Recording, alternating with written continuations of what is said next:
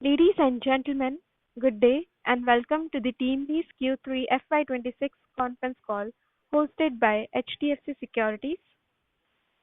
As a reminder, all participant lines will be in the listen-only mode, and there will be an opportunity for you to ask questions after the presentation concludes. Should you need assistance during the conference call, please signal an operator by pressing star then zero on your touchtone phone. I now hand the conference over to Mr. Amit Chandra from HDFC Securities. Thank you, and over to you, sir. Yeah, thank you, operator. Yeah, good evening, everyone. On behalf of HDFC Securities, we welcome you all to the Teamlease Quarter 3 FY26 earnings call. Today we have with us the management team of Teamlease, represented by Mr. Ashok Reddy, Executive Vice Chairman, Ramani Dati, CFO and COO, Neeti Sharma, CEO Specialized Staffing, and Nipun Sharma, CEO Degree Apprenticeship. I will now hand over the call to Mr. Ashok Reddy for the opening remarks, post which we can open the floor for the question answer session. Thank you, and over to you, Ashok. Thank you, Amit. And also, just to hear in, we also have Suparna, who has joined us now as the CEO and MD of Teamlease. She will take charge on the conversation from the next quarter, but she's come on board and is effectively getting inducted. Also, just to represent the staffing dialogue, we have Bala joining us from the team on that side. With that, thank you all and good evening for joining the call. We had a flat quarter in terms of revenue in Q3, but effectively on an EBITDA basis, we had about 11% growth quarter on quarter and 22% growth year on year. PBT grew by 69% on a sequential basis, primarily driven by some element of an interest credit on tax refunds. We lost, as we had indicated, that there was a regulatory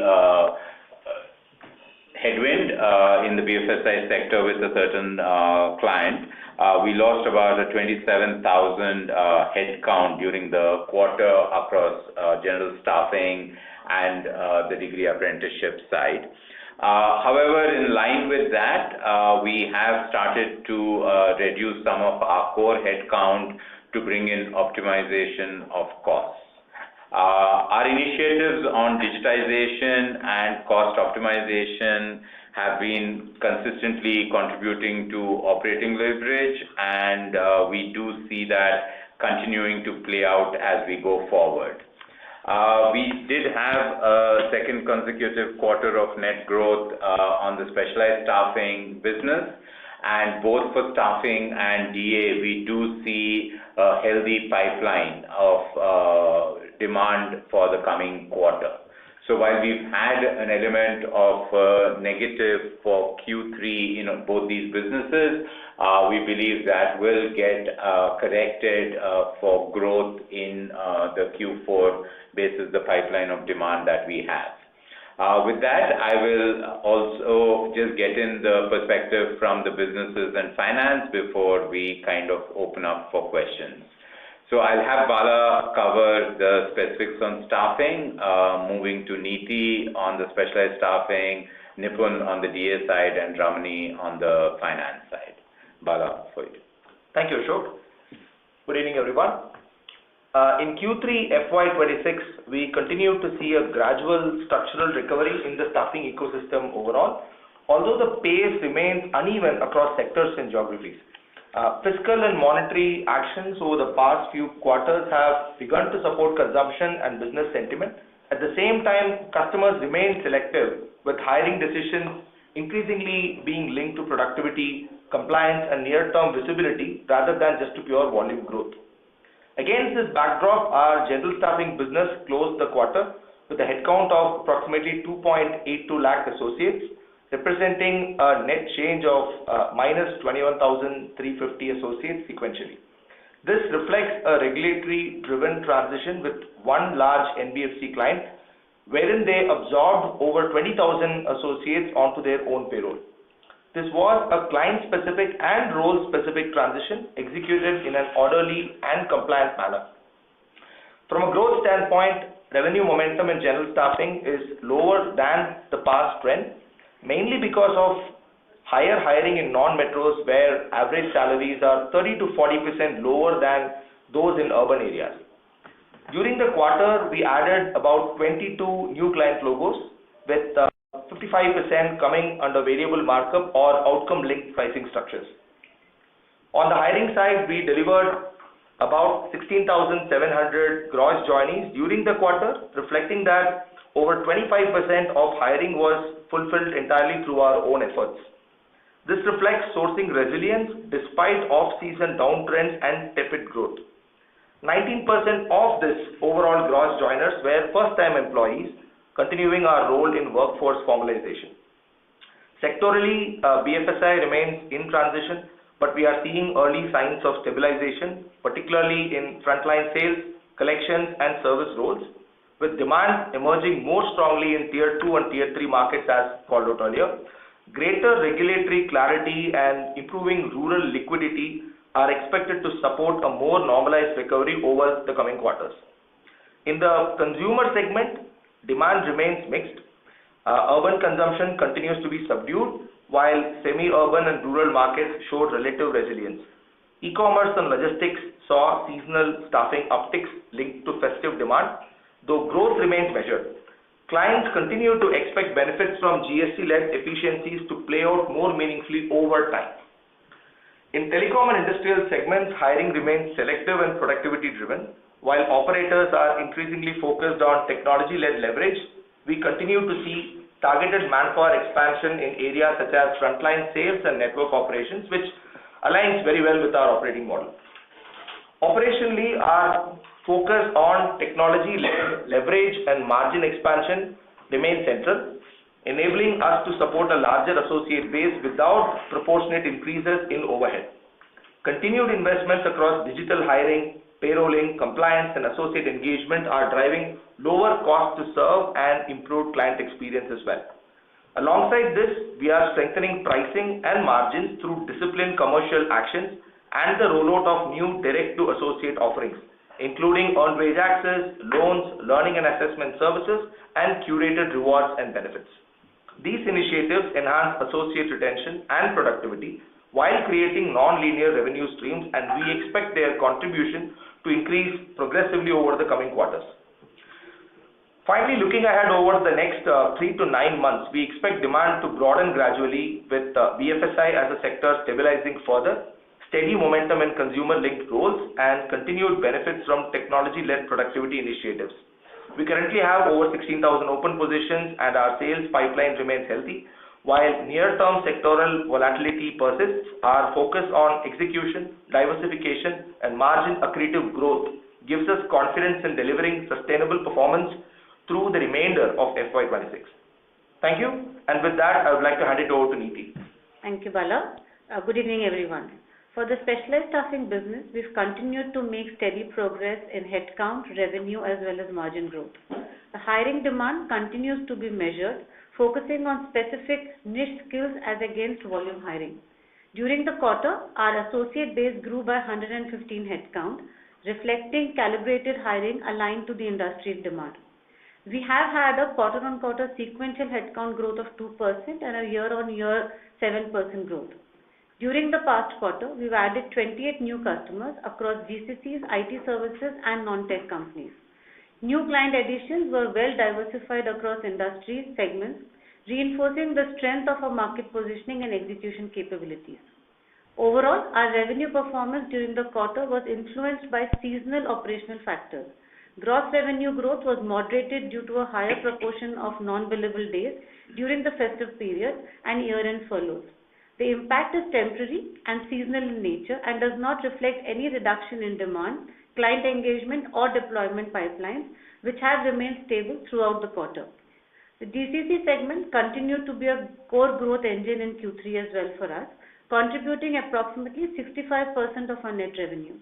We today partner with over 100 GCCs across life sciences, BFSI, engineering, consulting, consumer, telecom, and technology sectors, supported by scalable engagement models such as bot and staffing. At any point of time today, we have over 500 open positions from these GCC customers. Expansion within existing and new GCC continues to support our revenue and margin growth. While the broader IT hiring market continues to be flattish, we have seen demand increase in areas related to AI, data, cloud, and cybersecurity. Conventional hiring in tech stacks such as SAP, full stack, automation testing, ServiceNow, etc., continue to grow in single digits. However, hiring for people managers, manual testers, Java, and .NET, software development kind of roles has substantially come down. Technology hiring within the non-tech industries and specialized skills hiring is also picking up pace. About 30% of our hires are with specialized skill sets such as F&A and engineering skills, and we will expand this going forward. Our global business continues to show steady sequential progress. We are now over 100 headcount across sectors and technology stacks.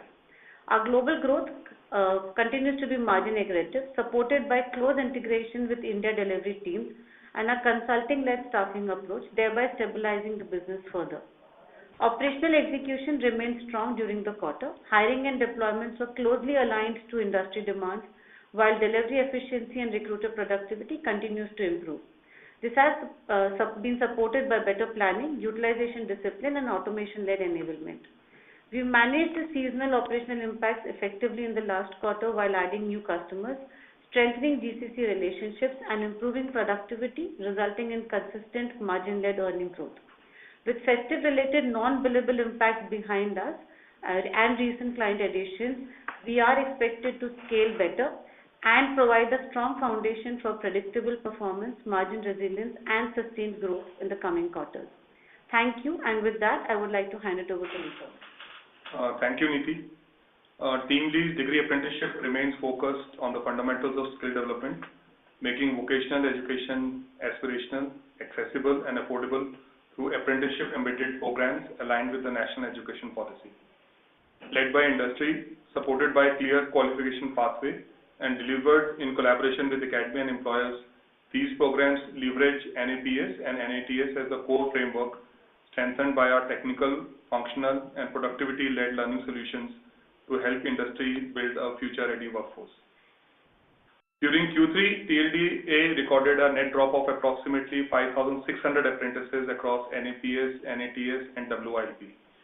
This was primarily driven by two regulatory-led transitions, one at a large NBFC client and another at a large agricultural client, where apprentices were absorbed onto the client's own payrolls. These exits are being addressed through new client acquisitions and incremental demand from existing clients, with recovery expected in Q4. Operationally, we have maintained the PAPM in spite of a drop in apprentices count. During the quarter, we added 17 new client logos. 20% of our total client base and 30% of our apprentices have adopted our learning solutions. This reflects the impact of learning on productivity improvement, attrition reduction, and higher apprentice engagement. We also observed strong momentum in the Global Capability Center segment, with increasing traction from clients seeking support in Apprentices Act compliance, as well as in building steady long-term talent pipelines. A key focus during the quarter was the monetization of apprenticeship-linked product lines, particularly managed training services. Market response has been encouraging and is reflected in a strengthening of sales pipeline. From a market development perspective, we remain focused on evangelizing apprenticeships across the GCC segment and key industry sectors, helping employers better leverage apprenticeship programs for structured talent development. Going forward, the recent union budget provides strong policy tailwinds for the accelerated adoption of apprenticeships and education-integrated apprenticeships across industries. There is an increase of 6% in budget allocation over 25-26 for subsidy under NETL, which now stands at 1,250 crores. With electronics and semiconductor industries identified as key growth engines, alongside focused support for biopharma, healthcare, hospitality, tourism, textile and capital goods, coupled with tax incentives for GCCs and data center ecosystems, demand for a skilled, job-ready workforce is expected to rise meaningfully. Additionally, the proposed establishment of 5 education hubs across industrial corridors is expected to deepen industry-academia collaboration enabling scalable apprenticeship-led and work-integrated education models to support sustained economic growth and future talent creation. Thank you, and with that, I would like to hand it over to Ram. Thank you, Nipun. Good evening, everyone. Revenue growth in specialized staffing and HR service businesses has been upwards of 30% year-on-year on YTD basis. Because of lower gross billing rate in staffing, overall group revenue grew by 8% year-on-year. Sequential revenue growth is muted because of insourcing of about 27,000 headcount of a large NBFC client in staffing and DA businesses. With digitization and cost optimization measures, EBITDA grew by 11% on a QOQ basis and 22% year-on-year. EdTech catch-up billing also has contributed to sequential EBITDA improvement in this quarter. Staffing EBITDA margins have improved by about 6 basis points sequentially. There is dilution of year-on-year margins in specialized staffing vertical, which is in line with the planned MSP business. Group EBITDA margins have been consistently improving on 9-month period YOY. We have received about 100 crore of income tax refunds during the quarter, along with 12 crore of interest credit, contributing to an increase in other income. Excluding the interest income and EdTech seasonality, Q3 PBT growth is 10% QOQ and 16% YOY. 9-month PBT growth without one-off interest income would be 22% YOY. A major event during the quarter is notification of new labor codes. By virtue of our contracts with clients, any incremental liability or cost on account of regulatory changes will be passed on to the client, and hence there is no P&L hit on the gratuity or leave encashment liability of associate employees. For core employees, 5.7 crore of provision has been made towards labor code implication and has been disclosed as an exceptional item in P&L. DSO in staffing business stands at 7 days and the overall group at 15 days. Funding exposure in the staffing business is maintained at 14%. Free cash balance stands at 430 crore and outstanding income tax receivable is 250 crore. All balance sheet metrics are stable and steady. We can now move to specific questions. Thank you. Amit, we can move to the questions. Thank you very much. We will now begin the question and answer session. Anyone who wishes to ask a question may press star and 1 on their touchtone telephone. If you wish to remove yourself from the question queue, you may press star and 2. Participants are requested to use handsets while asking a question. Ladies and gentlemen, we will wait for a moment while the question queue assembles.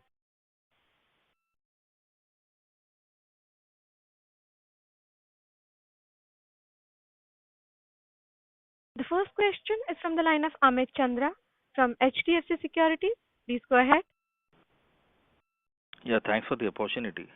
So my question is on the general staffing. Obviously, we have seen a steep decline in terms of associate headcount because of insourcing in a specific client. So have you seen the full impact of the insourcing, or still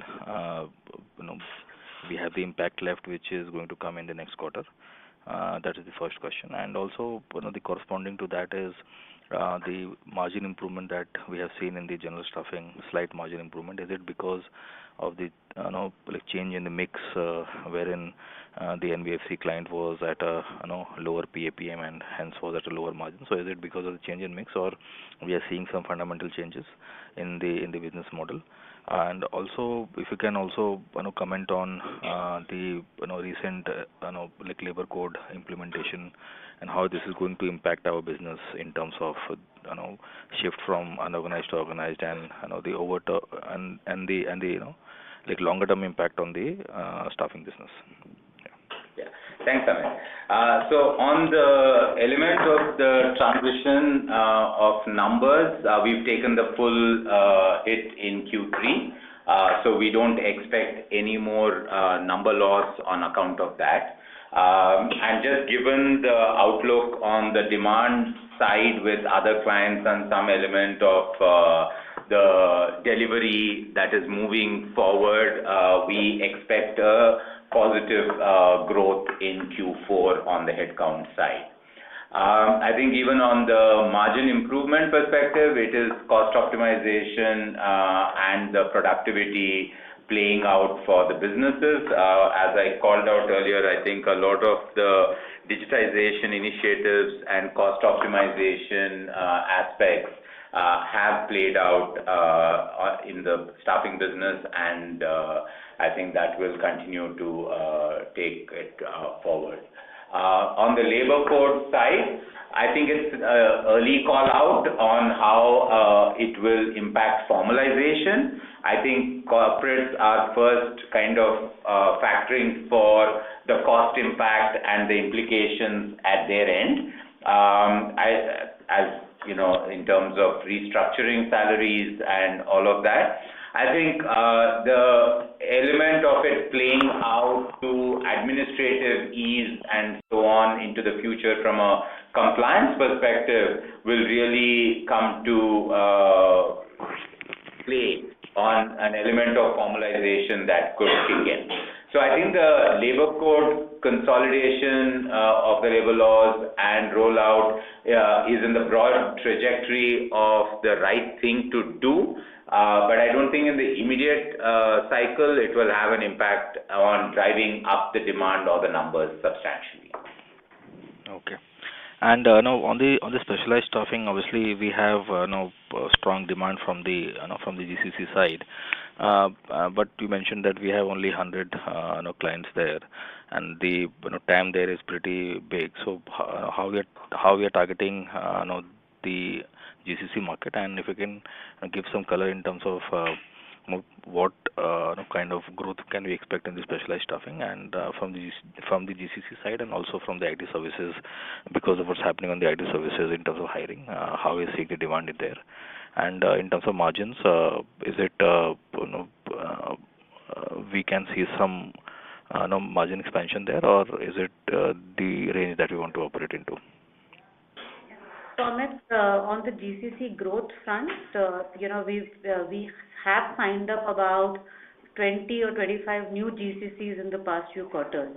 So this is primarily because of a focus on working with newer GCCs that are coming into the country. The existing GCCs, so the TAM, which is about 1,800, 1,900 GCCs, many of them have set in processes. They have identified their resources and are not hiring in a big way. Wherever they are, they're obviously very aggressively going out, reaching out, and ensuring that we get them on board as well. So yes, we have a lot of work to do on that front and expand our presence across many more GCCs.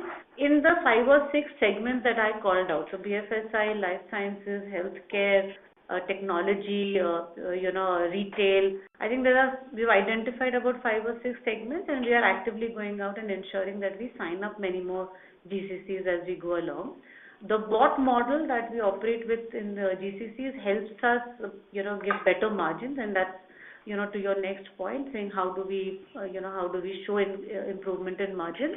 If we work on bot models wherever possible, we will ensure that we have better growth, on both revenue as well as margins through that model. On the IT services front, while I think we're still in the lower single-digit hiring is happening.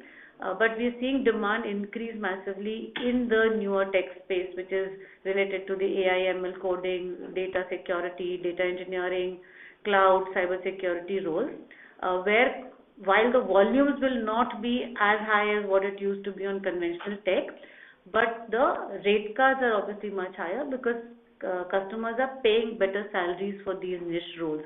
So that's how we are able to balance the revenue and margin, but not the headcount growth from IT services yet, because the volume hiring is still not kicked in on the services side. Okay.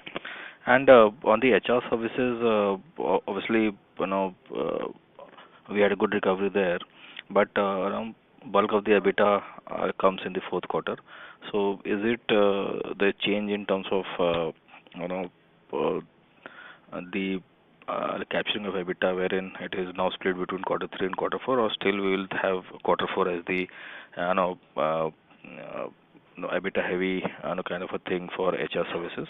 And also at the console level, are we still maintaining the 20% YOY kind of a target for the full year?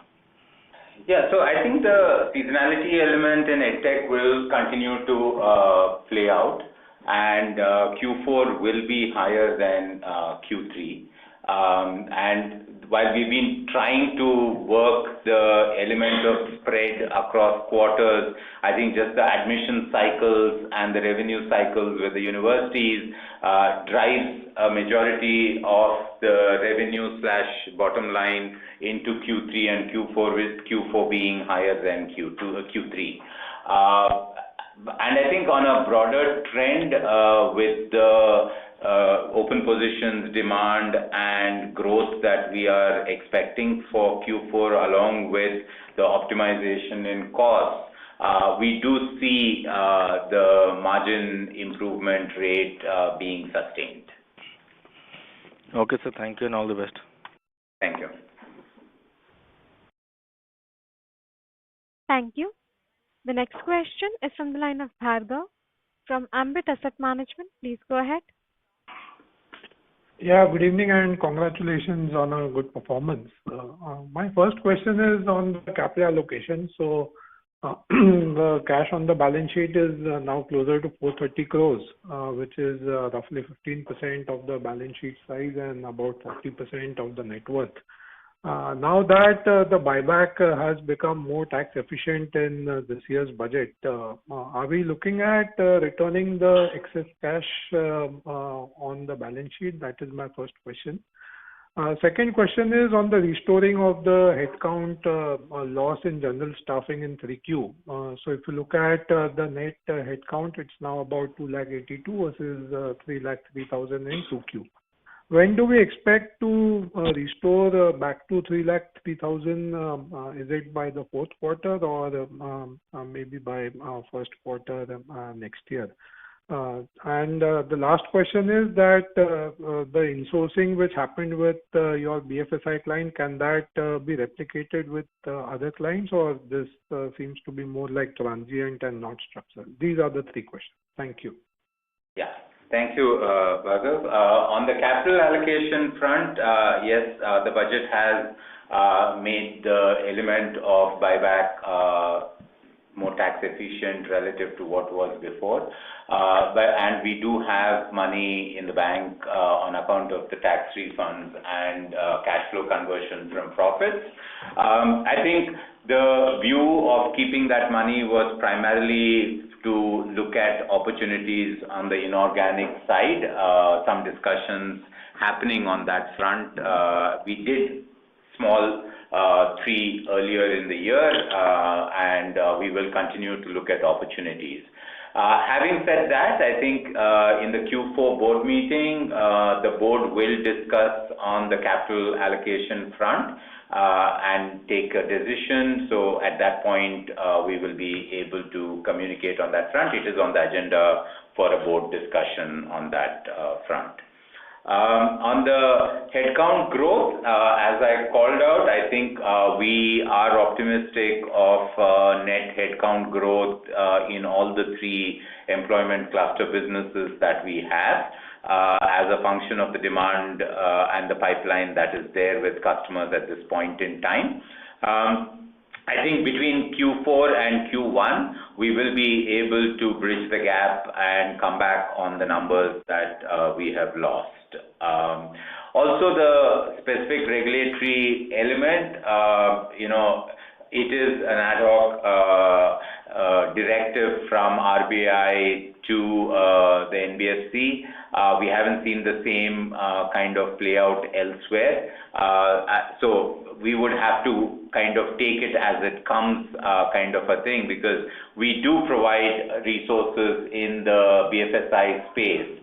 And, any specific action from an RBI and as a directive is really where this plays out. It did play out once last year in Q4, and then this is the second time a directive has been passed, which has impacted the numbers. But there's no specific call out at this point in additional. Sure. So just to highlight a data point that if you're looking at a decision in your fourth quarter, I think a 200 crore cash return back to shareholders can boost your ROEs by 3 to 4% next year. So I mean, do keep that in mind because Yes. it's hurting your ROEs. So thank you for your answers. Thank you and all the We'll best. factor that, Bhargav, and put it as a consideration to the board. Thank you. Thank you. The next question is from the line of Deep Shah from B&K Securities. Please go ahead. Yeah, hi. Thanks for the opportunity. The first question is for Ramni. So Ramni, in this quarter, what would be the contribution on the profit side, which has come from inorganic route, say on a Y-on-Y basis? That is one. And second, on the 2-year scheme that potentially allows us a PF reimbursement for first-time employees. Now, as I understand, this would start from July. So next July, maybe one quarter, we may not be, but would that be a fair assumption to make that from 3Q onwards, our net headcount will be higher on a Y-on-Y basis so that we can take benefit of that scheme? So these are my two questions. Thank you. Hi, Deep. On the first part, inorganic contribution in the quarterly profit is about 1.5 crore, roughly about 1.5 crore. And this will be, will be maintained. This has been maintained at the same level, and on top of this, we have started billing, especially on TLD Global. We have added about 70 headcount since acquisition, and that has been profitably contributing to the bottom line in specialized staffing segment. On the second question of ELI schemes and PF reimbursements, as you rightly mentioned, this is going to be effective July 2026, and we have to see how this is going to be implemented by the EPFO. As of now, we are not able to give any kind of indication on how this is going to contribute to our bottom line. Maybe only by end of Q1 we would have better visibility on this. No, fair. So, no, Ramni, I understand that. If I can just follow up. So I understand on the implementation and regulatory part, there isn't too much clarity. But I'm saying on that first condition, which necessitates that our headcount growth or our headcount needs to be higher every month. Yes. So do we have that comfort that by the time the scheme starts, because it's just a 2-year scheme, right? And 4 years for manufacturing, but 2 years for everything else, our headcount on a Y-on-Y basis at least will be higher. Do we have that comfort? Yeah, definitely. On a full year basis, our headcount is going to be higher, and also it's not month on month, it has to be positive. It's from beginning of the year to the end of that period. So on that front, we are quite positive that on overall basis, there'll be a net increase in associate headcount. Okay. So just to clarify, when you say on a year-on-year basis, it means the headcount needs to be higher on 30th June 2026 or 30th June 2027 over 30th June 2026. Like what would be that first period, 30th June 26 versus 30th June 25, or how would it be? Yeah, so it would be from June 25 to 1st Okay. July 2026. This is right here. Right. No, this is right here. Thank you so much. Thank you so much. Thank you. The next question is from the line of Dipesh Mehta from MK Global. Please go ahead. Thanks for the opportunity. Couple of questions. First, about on general staffing. Even after adjusting for NBFC impact of roughly around 20,000, associate headcount addition seems to be muted. Can you help us understand reason for those? Even other outside of the NBFC impact, it seems to be soft this quarter. Second question is about the headcount mix across vertical. Now, because of the sizable hit which we have taken in last few quarters in NBFC account, can you help us understand what will be the mix across vertical of 282K what we have, and whether any implication of it on the margin, considering each vertical might have a different margin trajectory? So that is first question on general staffing. And if I add one more in PAPM, how it has changed quarter on quarter, Maybe if you can answer it, then I have two follow-up. Thank you. Sorry, Dipesh, if you could ask the last part once more. I didn't. Second question. PAPM per associate per month. What is the number? Okay. Yeah. So, Ramani. Yeah. On the general staffing. So overall, there has been a general slowness during this year. We have seen headwinds in BFSI starting Q4 of last year. So most of the hiring in BFSI has been much lower than the trend that has been historically in the last 2-3 years. Seasonality. And also there is a seasonality impact specifically in this quarter because all the festive hiring that has been onboarded during Q2 and early Q3, so that headcount typically gets rolled out by end of December. So that impact also has taken into the Q3 closing number. However, with the pipeline of new onboardings that we have for Q4, we are confident that we would be closing the year with a net positive or just about positive number on general staffing front. Overall, in terms of composition, BFSI currently would be at about 19 to 20% after considering the Bajaj headcount loss. And consumer verticals, both FMCG, FMCD put together, would be about 25%. Retail, e-commerce, quick commerce, that segment would be contributing to about 10%. And manufacturing to about 12%. Manufacturing, engineering, allied services would be about 12%. And all other segments would be about 4 to 5% contribution. And just from a PAPM perspective, we are at about 680, up from about 669 last quarter. And whether the mix change in terms of vertical, whether it could have some bearing on margin trajectory, considering BFSI has reduced now as a percentage? Marginally, yes.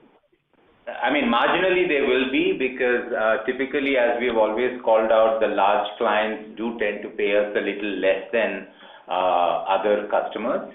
However, some element of the cost associated with the clients is direct and will get adjusted in terms of headcount and direct cost adjustment in the organization, but some element of the allocated costs will still continue to play out across a broader spectrum.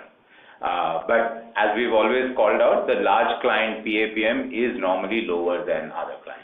Also, one of the reasons for steady improvement in PAPM is also the contribution of hiring revenue has been improving.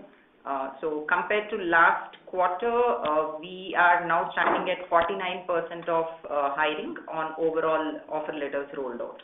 Last quarter, this number like to like was 36%. Okay. Second question is on the other HR services. How we expect, let's say last year, EBITDA for the year was around 8.5 crore. Are we confident to grow on that number for the current year? Because last year Q4 was very strong. Just to get sense on that trend from full year perspective, I understand there would be quarterly ups and downs, but when you look from full year perspective, how confident we are on to grow on that base? And last question is on the DA. You indicated some regulatory action even for agri client. Can you give some more detail around it and how you expect it to play out? Thank you. Yeah. HR services, there will be a marginal improvement in EBITDA because as we called out in the beginning of the year, in HR tech segment, we still continue to make investments both on sales as well as on the product front. And while there will be an overall net improvement, it would still be in low single digit on year-on-year EBITDA at HR services level. And on the second question regarding the DA client where there is a regulatory impact, this is specific to a client which is in the business of agri. And earlier they have taken GST exemption on some of the associate profiles which are involved in agri activities. But subsequently the GST department has come back and said that these particular profiles cannot come under exemption category. So because of that, they have insourced these profiles. Understand. Thank you. Thank you. The next question is from the line of Madhur Rathi from Counter Cyclical Investments. Please go ahead. Sir, I wanted to understand that last we did share buyback in 2023, and in the recent budget, the buyback taxation has been made very favorable, and whereas our stock price is lower than what it was even in the COVID crash. So, are there any plans to do a share buyback so as to increase shareholder value? Madhur, as I called out, there is a dialogue with the board in the Q4 aspect on the capital allocation. So a decision on any action on that front, we will have an idea in the Q4. Right. And sir, how do we see our payroll processing business in terms of adoption as well as scaling this up with the new labor law changes? Sorry, could you come again on that, Madhur? Sir, how do we see our payroll processing business, like if you could help us understand how do we see the payroll processing business going forward with the new labor law changes, and how do we see in terms of adoption of third party or outsourced payroll processing versus for the in-house or either doing through the banking channels? Yeah, so I don't think the labor code element has a direct impact on the payroll outsourcing business. Obviously, there is a element of a consulting aspect involved at the early stage for corporates to identify what the impact is, what they need to do, how they need to restructure, what elements are applicable under basic, non-basic, and stuff of that sort. While that's a one-time activity, I think the continued element of corporates who decide or want to outsource on the payroll front will continue to play out as it was before. So I think the aspect of us continuing to drive corporate acquisition both in the SME segment as a SaaS solution and the medium to large corporates on the service front are focus areas that we are continuing to have on the payroll outsourcing business. Got it. And sir, we acquired 2 subsidiaries, TS, DR and Crystal HR. Sir, so what kind of margin profiles do these businesses currently have? And sir, if I would consider these businesses to our competitors like AllDG or ADP or Workday, sir, so how do we plan to differentiate ourselves, or how do we plan to? Sorry, please go ahead. Yeah, so TSR is primarily more of enterprise service provider on payroll outsourcing. So this is a payroll service provider where we maintain the records, we process for the corporate and address the output for them. On an average, it's at about a 15% margin play. Wallet HR is more of a SaaS platform for the SME segment on the aspect of payroll outsourcing, where companies do self-service using the technology platform, and there the margin is roughly about 30%. Sir, I wanted to understand, pardon my ignorance, I'm new to the company. Sir, when I'm comparing our margins with our peers like Quest Corp or even a very tiny player like RV Encon, so they are enjoying margins of like almost double of our margins, and even Quest Corp is doing over 2% margin. So and RV Encon is doing 3.5% operating margin. So basically what has to happen for our margins to increase to our peers level or even reach the earlier margins that we used to do few years back? Yeah. So one major difference between Quest and Teamlease margins is they have a much larger share coming from their international business on IT staffing, on the specialized staffing. We have entered very recently, and right now that volume contribution is hardly about 100 headcount. But other than that, in terms of general staffing, our margins are not that different. Plus minus, we are at the same levels. So the main variance is coming from specialized staffing segment. Just as a like-to-like, Madhur, I think certain businesses are common, and we should compare the element of the margin profile in those businesses. Certain businesses we are not doing, or certain areas or regional play like the global that Ramani just called out is relatively small for us, and that's a higher margin business in the long run. And that is really what accounts for the difference. And sir, the second part of the question, that what needs to happen to the macros for our margins to go back to the previous levels that we were doing few years back? So I think that's largely the element of the portfolio play for us, which is effectively specialized staffing and DA had either stagnated or declined as a function of the element of how the market was. The two of them coming back to the table from a growth perspective will start contributing to the margin improvement. The continued growth on the staffing side, coupled with the productivity enhancement leading to cost optimization, will also contribute to the margin improvement to bring it back to the old levels. And so what percent of our total revenue is coming from the IT sector? Because now we are hearing a lot of disruption in IT sector due to AI and so on. So what kind of impact can it have on our business? About 6% is the revenue contribution coming from IT. This is including GCCs. But however, on bottom line, the contribution is almost 30%. 30%. Okay. So, madam, is there a risk of, now IT companies are not increasing their payroll. So, in fact, there is a decline in the payroll in absolute numbers. So, madam, can our profitability get hit due to some AI-related disruption in IT sector? So, Madhur, in fact, within IT services, we have kind of corrected the headcount over the last 2 years, and almost 50% headcount has come down. And since last 2 quarters, the headcount has been steady, and GCCs have been consistently adding numbers. Maybe Neeti can also add on. Yeah. So, Madhu, to add to what Ramani is saying, we are also seeing hiring actually happening in newer skill sets like for AI, data, security, cloud.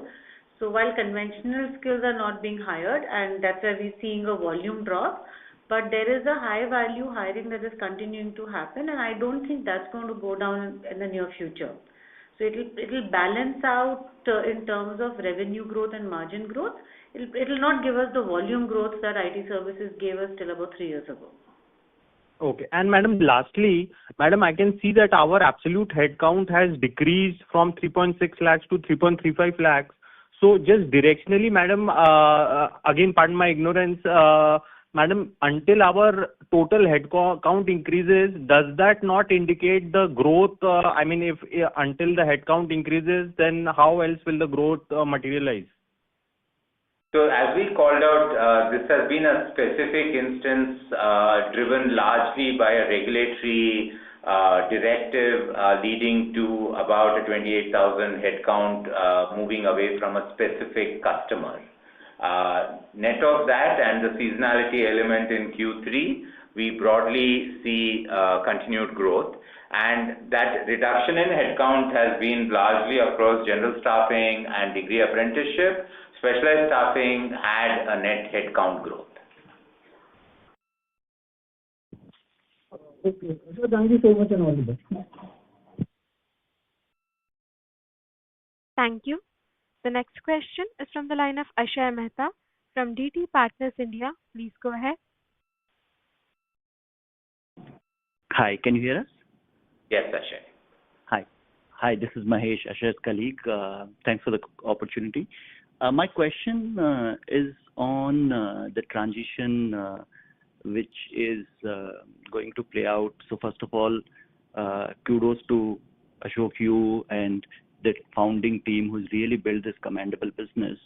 The question really for us as an investor to understand is, as you thought this transition through and went through the process of identifying professionals who are to come and run it, what sort of person or ideal candidate you were looking in terms of coming and taking this forward from you, to the extent what you can share, of course, not really trying to get into very specific, but just trying to get a sense of, as you sort of bring someone from outside running in, what is sort of brief and mandate, and what should we be signing up for? Yeah. So primarily, Mahesh, I think it was a logical transition that we have been working on in saying that, bring in the external CEO play that enables us to effectively continue to work with the person in the long haul through the board and kind of direct the company to be a board-run company that outlives the promoters. By having said that, I think the key skills or the capabilities that we were looking at was obviously Teamlease is a large organization. It is large in volume and in terms of, in a sense, the portfolio.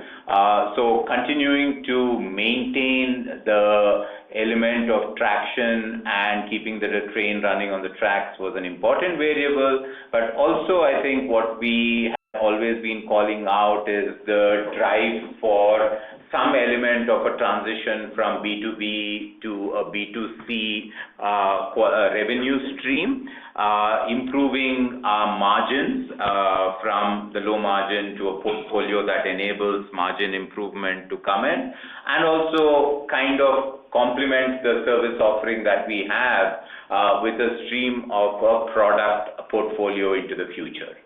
And I think from those perspectives is really where we were looking at the probable person, and I think Suparna fit well into what we saw on that front. She's clearly from outside the industry, and we will handhold the element of learning the industry. There is a lot of leadership and bandwidth within the organization that is kind of steeped in the industry and the businesses that we do. But I think she brings a fresh set of eyes and perspective to what we've been doing for a very long time. And I think also her capabilities from her past experiences are primarily from the B2C side, from a high margin side, and from a product portfolio side. And I think those are great complementary skills into the leadership of Teamlease that we believe will play out to strength in the coming quarters. So it's 2 days since Suparna has been on board. So she will be inducted into the team, into the structures, into the business, into the customers, and we believe that just given again past experience and seniority, the onboarding process will be quick. We are here to work with her and handhold the element of the way forward. No one is kind of leaving per se in that sense of the word, but she will have the ownership as we go forward on the executive element of the business. Thanks, Ashok. Very helpful, and wishing all the best to Suparna as she takes charge, and look forward to interacting with her. I have a second question for maybe Ramni, just to confirm the understanding on other HR services. Is the understanding still holds in terms of the fact that a lot of capex investments are behind us, and as HR tech, reg tech scales up, there is going to be operating leverage on those revenues because bulk of OpEx is already sort of invested in. Is that understanding fair, Ramni? That's right, Ashwin. So in RegTech, in fact, we don't have much of incremental capex as such. So now most of the sales investments or product investments are fully charged to the P&L. HR Tech is one business where we still need to do more investments in product, and also now in light of the new labor codes, we may also come up with other solutions, especially once the Shram Suvidha portal gets launched. We may have another line of business wherein we can have APIs for direct filing, seamless filings on those front. So we will continue to have more capex investments on HR Tech, and the rest of the team-related investments have been fully operationalized and been charged to the P&L. Got it. Thank you so much. Thank you. The next question is from the line of Priyam Srivastava from KC Capital. Please go ahead. Yeah, hi. Thank you so much for the opportunity. Can you please discuss the contingent liabilities from the tax cases? Like, what is the quantum in the current legal status? So, with respect to tax liabilities under 80JJAA, there has been open items specific to whether outsourced associates can fall under the 80JJ claim or not. However, we don't have any open demand as such, so all the refunds have been released, but the completed assessments have been reopened. So there are no new items on tax contingencies as of date. Okay, got it. Okay. And my second question was, what is the impact of labor codes on the transfer business? Which transfer business? Sorry, can you? I think correct me if I'm wrong, there's a certain business which the employees are already there with the client and then they are transferred to the company's payroll. Yeah. Even the Teamlease payroll. Here we have two categories of employees. One is associate employees who are deployed at client location, and then core employees. For core employees, there is a net impact of about 5.7 crore, mainly towards gratuity and leave encashment liabilities pertaining to past period. So that provision has been made and it has been disclosed as an exceptional item in the P&L statement. Coming to associate employees who are working at client location.